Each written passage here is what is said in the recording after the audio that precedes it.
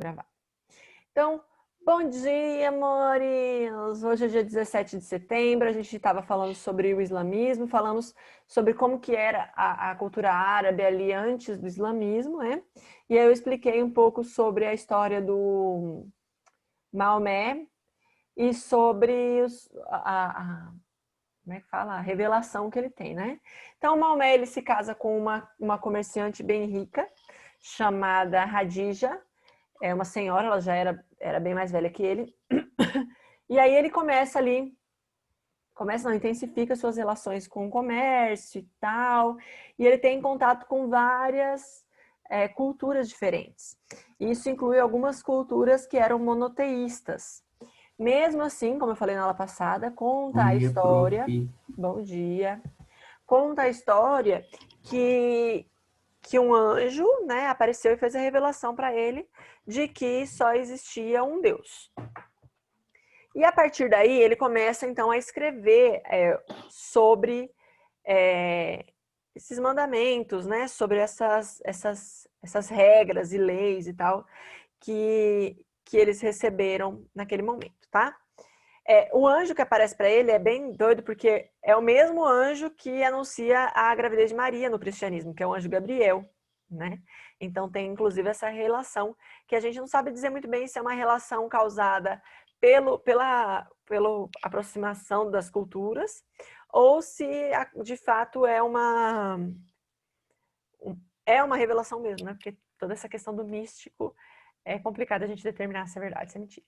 Mas Maomé começou a pregar, né, na cidade sagrada de Meca. Ele começou a pregar sobre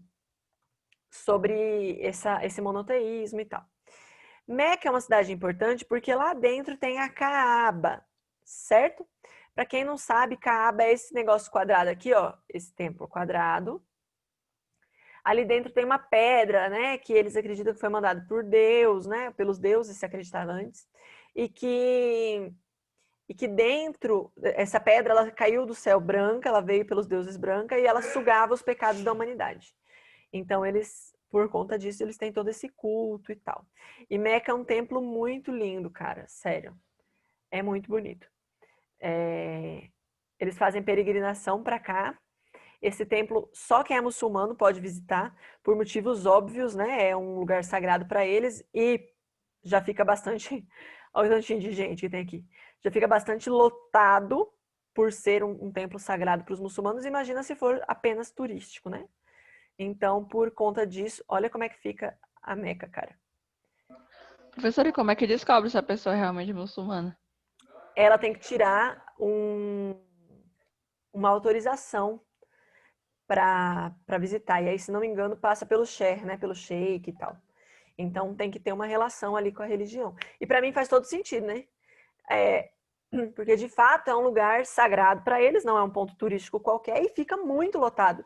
Imagina se a pessoa que tem a religião não poder peregrinar no momento certo porque está lotado de turista, né? Sendo que para eles O coronavírus faz a festa. então eles não puderam fazer a peregrinação esse ano.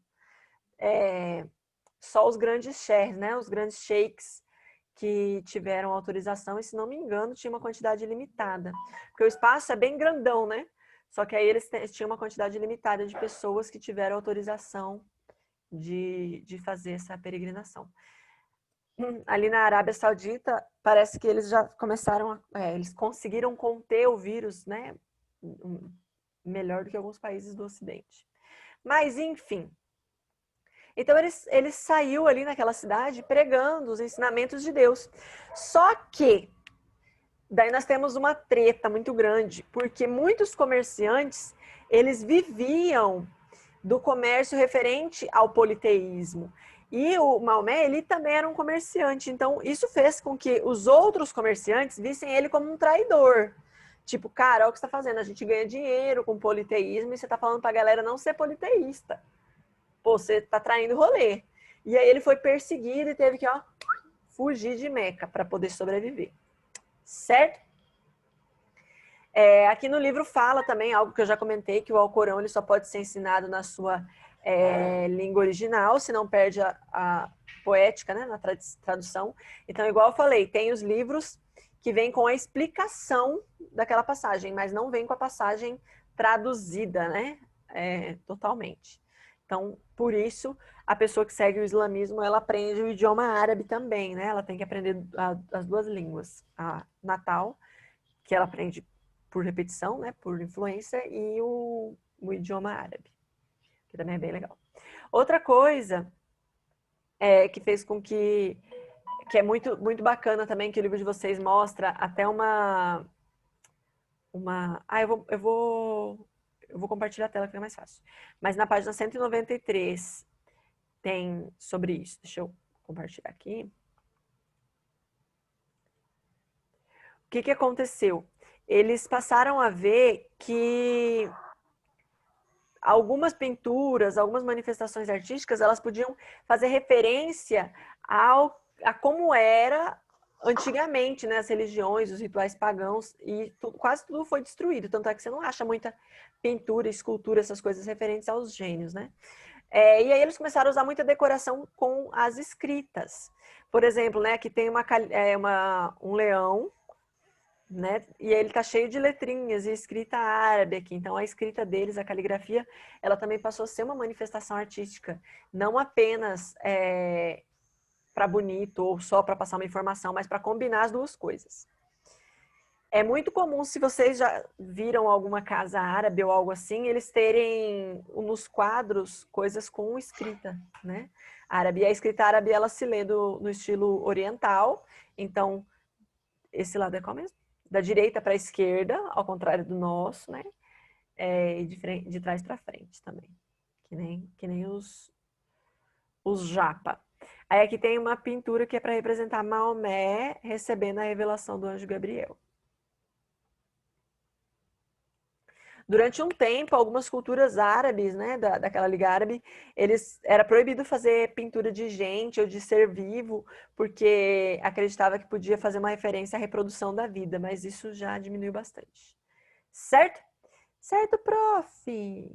Que legal, ninguém falou comigo, então eu falo sozinho. Se bem que eu nem dou tempo, né? Certo, prof. Certo, prof. Se bem que eu nem dou tempo, eu já saio falando. Aqui, ó, tem a Não, melhor que Meca. você não dá nem tempo, né? Você já vai se interagindo. Eu sou dessas. Prof. Oi, amor.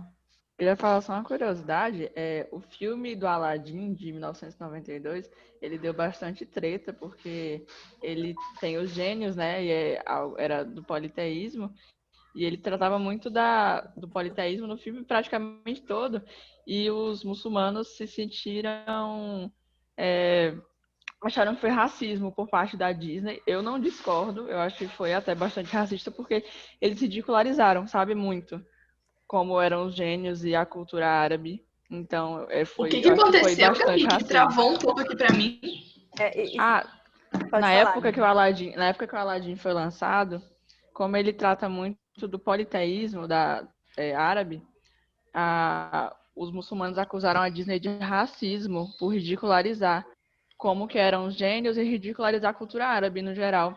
A respeito das roupas, eles exemplificavam as mulheres, tipo, principalmente a Jasmine, como uma prostituta praticamente, porque ela anda seminua, só tem aquela calça, mas em cima ela tá com a barriga de fora e tal.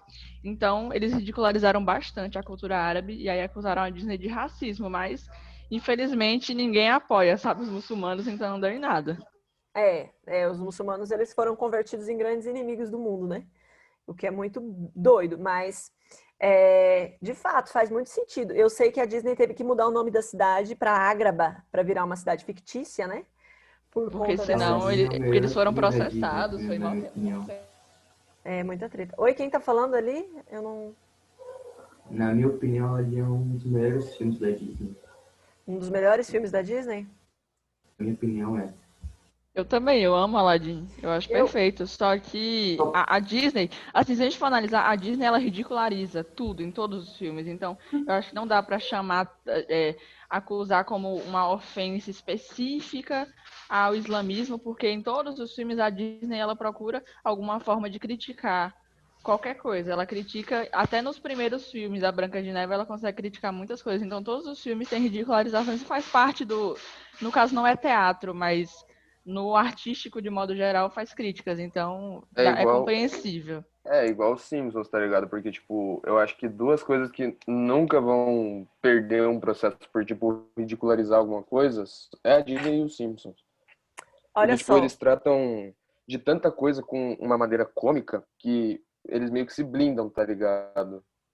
a gente só não pode esquecer que Aladdin é uma história árabe, criada pelos árabes. Não é uma história que a Disney criou. A Sim, Disney é pegou verdade. essa história pronta.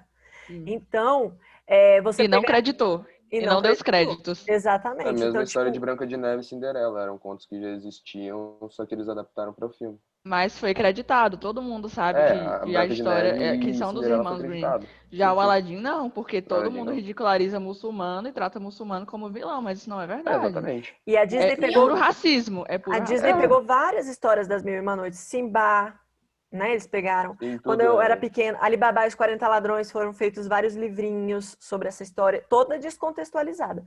Quando que a gente vai descobrir que é uma história criada? Quando a gente entra na fase adulta, né? Ou quando se a gente é criança e gosta de literatura, começa a investigar mais sobre isso. Senão, isso fica fora do contexto. E o problema da Disney de ridicularizar assim de ser superficial no tratamento de cultura, isso é quase sempre com o oriental, né? Você vai pegar a história, por exemplo, da Da Mulan Mulan, também. Super né? racista. Então a gente tem essa generalização pouco aprofundada, bem superficial, bem, né? E que a Disney poderia ter revisto isso quando fez o filme agora com Will Smith, Mas né? não, piorou o filme. Piorou. Piorou, ficou pior ainda. E no da Mulan Eu também. não. O primeiro filme da Mulan, eles trataram os dragões como seres inúteis e ridículos. Só que a gente sabe qual que é a importância dos dragões para os chineses. E aí, no live action da Mulan, eles simplesmente tiraram os dragões. Não tem mais dragão nenhum. O Eu filme fiquei tá um bravo lixo. quando falaram que não entrou o É que ia dragãozinho, ficar cara. muito caro o orçamento, Nossa, porra.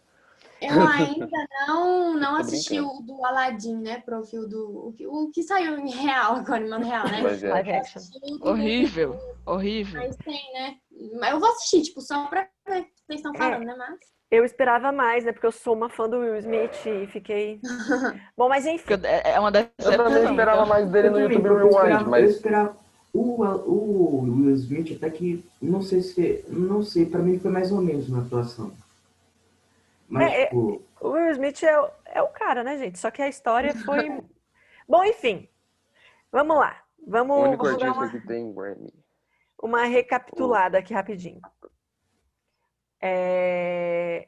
O único artista que tem Grammy? Não, tipo, o único ator que ganhou o prêmio por atuação e o Grammy de música.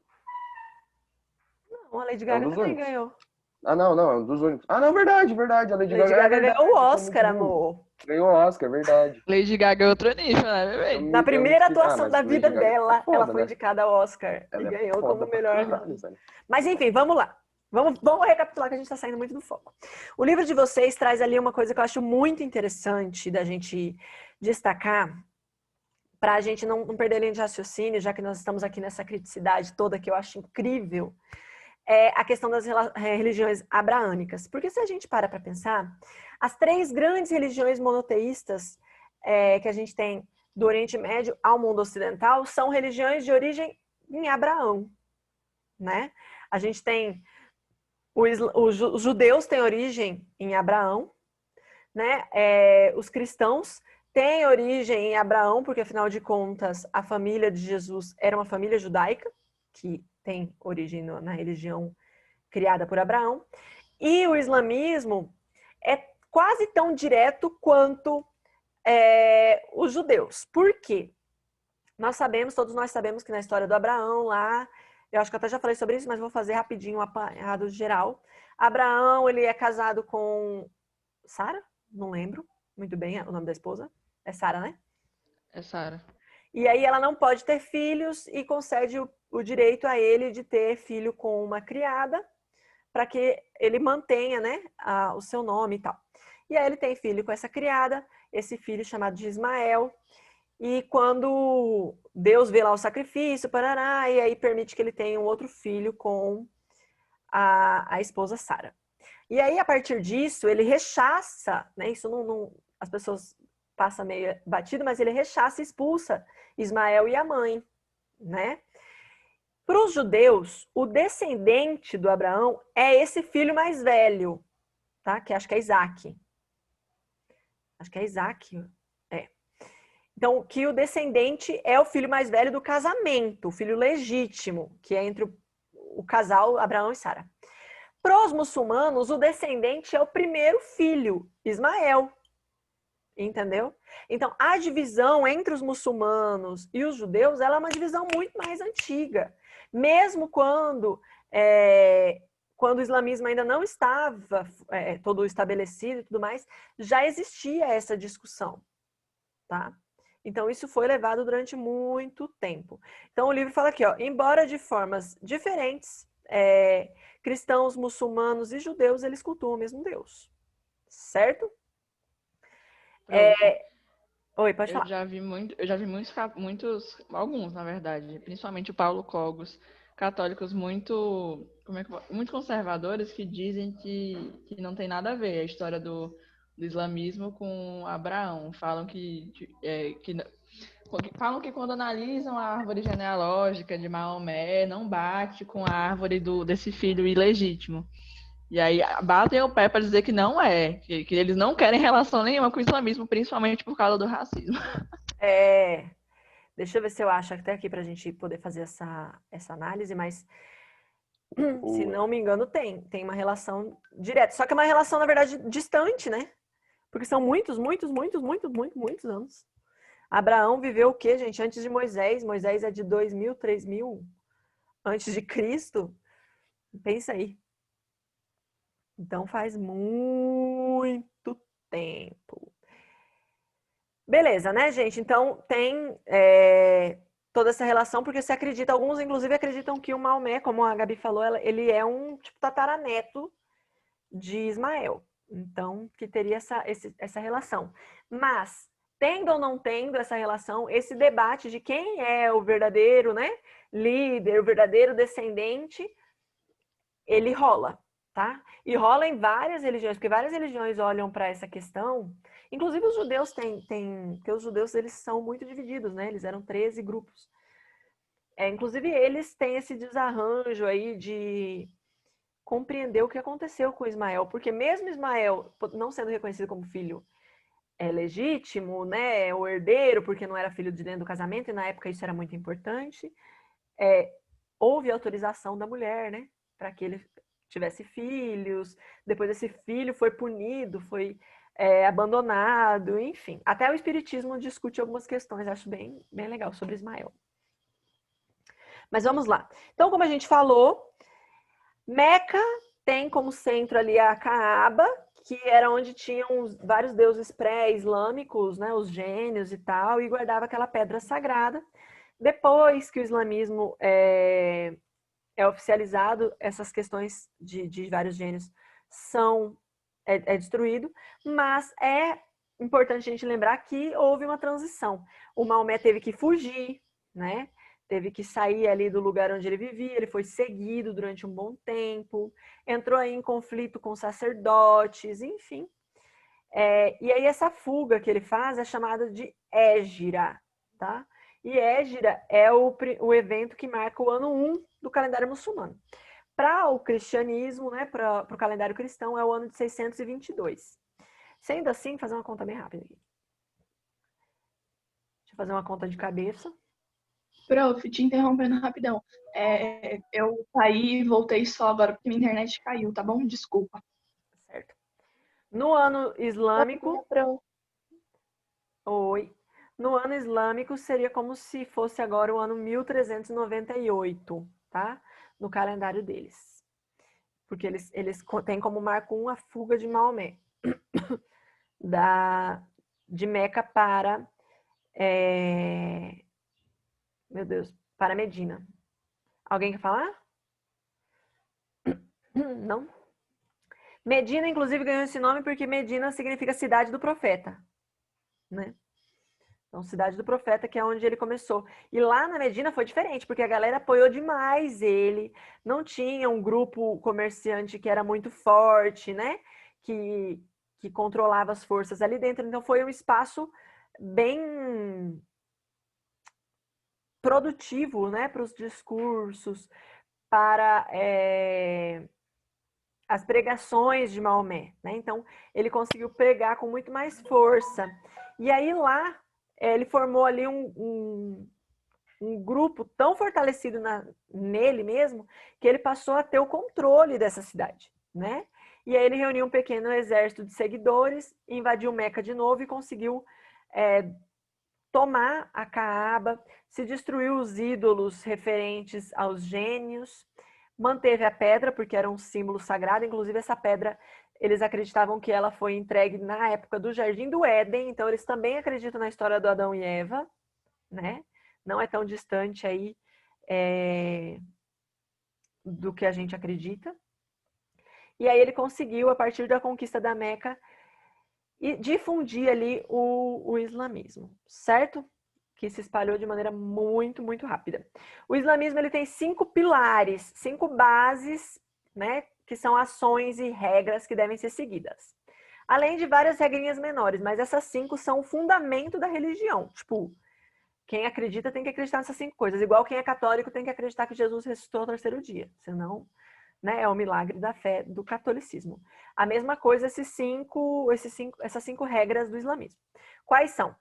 A primeira é que eles têm que rezar 5 vezes ao dia, né?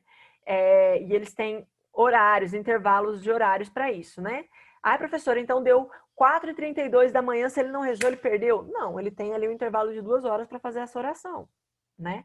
Então, a primeira oração é ao alvorecer. Então, os muçulmanos, gente, eles costumam acordar aí 4, 5 da manhã para fazer oração, depois eles voltam a dormir. Olha que coisa forte, né? E essas Eu orações... segui aquela mulher que a senhora comentou, tem bastante. Ela fala bastante sobre isso, é bem interessante. É bem legal. E aí, Quem que é a mulher, gente? Quem que é? Me indica. Tem a Mariam Chami, que eu gosto, e tem a Iris da Vida nas Arábias, tem um monte, são bem legais. E tem uma que fala muito Eu da casa... assisto. Pode falar. Eu Eu assisto segui umas a 2, eu Mariana, é acho. bem legal. Vocês já viram? Eu não lembro o nome dela, mas é uma que é maquiadora. Ela já foi até na Globo várias vezes, no É de Eu Casa. sigo essa Eu não também. lembro o nome dela. Eu sigo ela E eu também, sigo, depois eu... e eu sigo uma outra que ela é bem nova, que eu também não lembro o nome dela, porque é o nome difícil. Mas ela é bem novinha, tipo, ela deve ter uns 20 anos no máximo. E ela fala muito sobre a cultura, sobre casamento árabe e tal. É bem legal. Tem uma que fala da causa palestina muito, que é a Hayat também, que é bem legal para quem quer se antenar. E eu sempre compartilho algumas coisinhas dela. Mas olha só, então essas orações têm que ser feitas então nesses horários e de frente para Meca. Hoje tem alguns aplicativos no celular que indica e tal onde é que é, mas eles têm que estar virados de frente para Meca. Então eles sabem, é aqui onde eu tô, é tal lugar, posição leste, posição oeste, não sei o que lá, eles vão fazendo as contas, os caras, né, entendem de posição geográfica que só. A outra base para eles é acreditar em um Deus só e em Maomé como seu profeta. Eles têm que fazer a caridade de maneira proporcional ao que eles ganham. Tem que visitar a região da Meca, né? Pelo menos uma vez na vida, se houver condições para isso, então peregrinar. E, por último, mas não menos importante, jejuar no mês do Ramadã, que é o mês sagrado para eles. Eles acreditam que nesse mês foi quando Maomé recebeu a revelação do Alcorão. Certo? E é isso. Nosso tempo está acabando. Deixa eu só fazer a chamada antes de vocês saírem.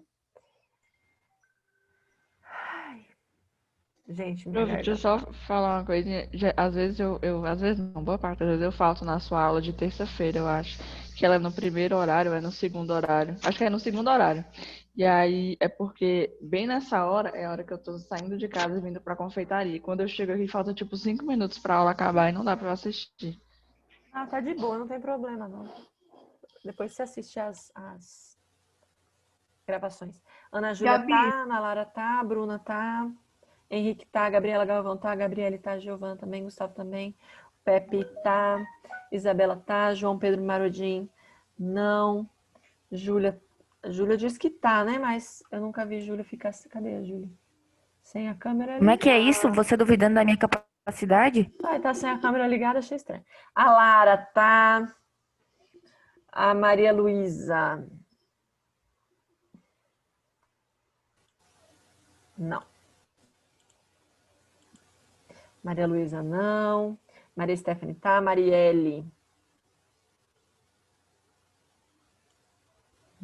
Não?